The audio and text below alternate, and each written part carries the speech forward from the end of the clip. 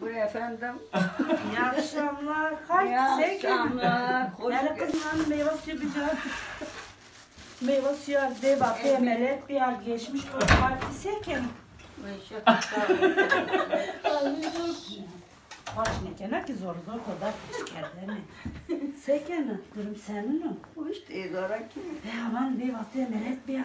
Hı? Evi vatı van emelet bir kenara.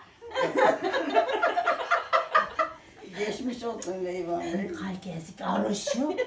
Aman ya onde. Şu havalımı bir emelet bir anı onde basur teykuret yazık yazık. Bazı sen khosera nişanaro. Herçi boş ver sen şuna konu tuvalet ciğu kena.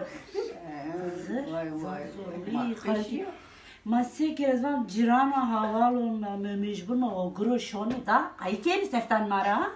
Mere bazı kişone ma vivat kotra vay. Vivat kotra. Leyvan mı? He melet bir akerde kodi. Harika. Uzak geçmiş bu vay. Başka dert için mi vay teşekkür ederim melet. Sevguneka. Dertleri var. Sahverde herhalde non sahverde non var non internet.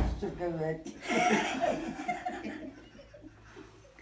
Aynen tümane şu kore çarşı gela de göre. Devlet. Gela de göre da kore kaya hira. Der terzi ayta pancıkda kar kırmez kore ne dam koresi. Devlet bana. He der mi çıkıyor?